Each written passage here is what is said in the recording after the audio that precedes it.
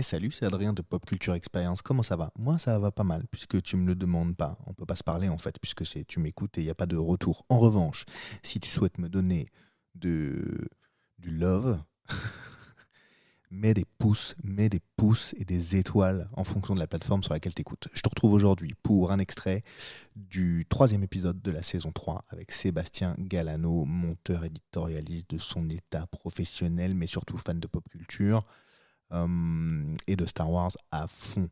Aujourd'hui, une anecdote de ouf sur sa rencontre avec Harrison Ford et comment s'appelle-t-il? Oh, Harrison Ford et Ryan Gosling. Oh là là. Lors de la promo de Blade Runner 2049. Voilà, bonne écoute. J'espère que ça vous donnera envie d'écouter l'épisode complet demain. Et voilà, salut. Je sais que Blade Runner 2049, un chef-d'œuvre, soit dit en passant, va sortir en octobre. Et je sais que c'est Sony qui s'en occupe. Ouais. Et du coup, je me dis, bon, il va falloir que je me mette. Sony, c'est pas un studio avec qui j'ai l'habitude de bosser souvent. D'accord. Du coup, je me dis, voilà, au printemps. Ouais. Je sais que c'est pour l'automne. Donc, je sais qu'au printemps, je vais parler au maximum des films de Sony. Ok. Donc, j'appelle attaché de presse. Je parle de tous leurs films, mais vraiment. Et bon, après, si le film me plaît pas vraiment, voilà, je vais pas non plus faire de la lèche pour faire de la lèche, mais voilà, j'essaie vraiment de me faire connaître par eux, qu'ils aient mon nom en tête pour m'appeler si besoin et tout. Et je crois que le dernier film que j'ai fait avec eux, c'était peut-être Baby Driver ou le dernier Spider-Man, le premier Spider-Man avec Tom Holland du moins. Et quand j'envoie mon sujet monté, je leur dis tiens, au fait, donc là on est en... Ça, c'était pour Spider-Man? Ouais, je crois qu'on est à la fin de l'été, parce que je sais que c'est en octobre, la sortie de Blade Runner, donc je sais que la promo, ça va être en septembre, et que des trucs comme ça, il faut au moins demander un mois à l'avance. Ouais.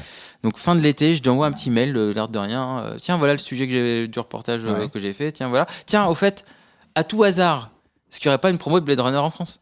Ouais, joli. Et là, il me répond, si, ils viennent, mais un jour, ça va être très short, en octobre, hein, si tu veux, je vois ce que je peux faire. Pouh. Super content, mais rien n'est fait.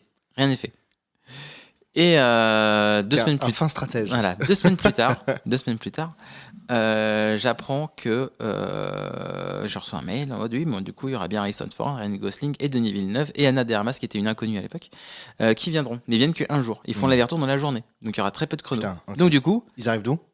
Ils arrivent États-Unis? non, ils arrivent de Londres ou non, ils arrivent parce qu'ils ont fait une tournée vraiment européenne. Je crois qu'ils arrivaient de l'Allemagne, sont passés en France et qu'après ils partaient en Espagne. Ouais, ils sont déjà en Europe. Il y avait un truc, ils sont déjà en Europe. Okay. Du coup, la bonne nouvelle, c'est que tu acceptes les interviews.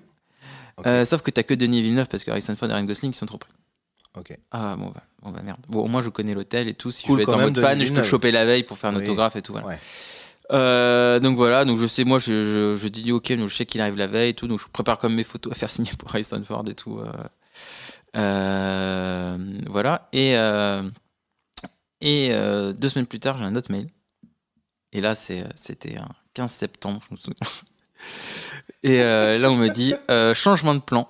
En fait, t'auras Ryan Gosling et Harrison Ford, mais t'auras que 2 questions avec eux. Parce qu'en fait, dans l'hôtel, on va créer une sorte de... Tu sais, quand il y a les avant-premières, t'as toujours une ligne de fans, et de l'autre côté, t'as une ligne de journalistes.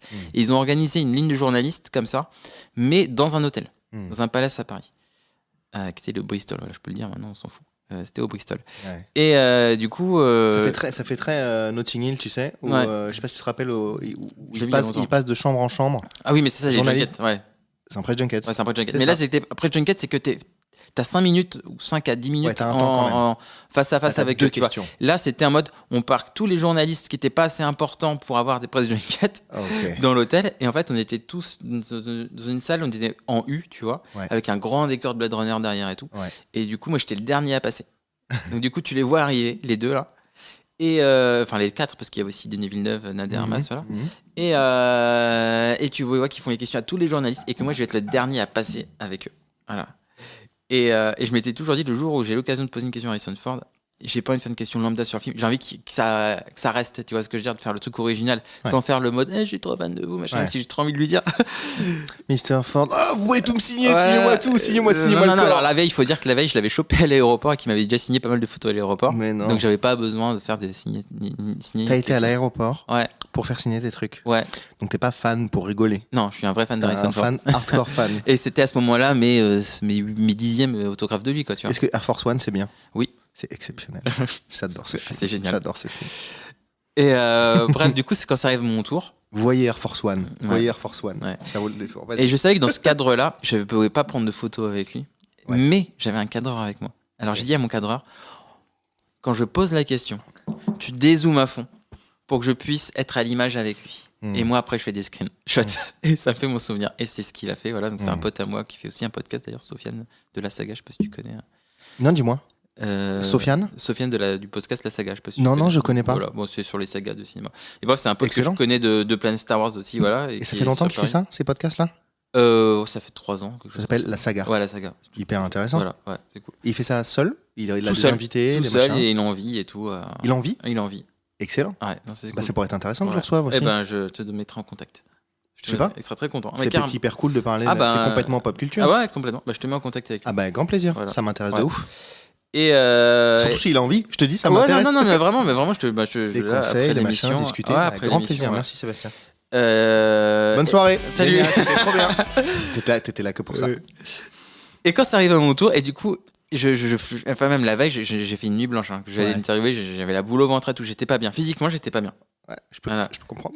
Parce que j'avais interviewé Stallone, Spielberg et tout il y a des années avant, mais ça m'a pas fait ça, quoi, tu vois. Là, t'es fan. Là, c'est voilà.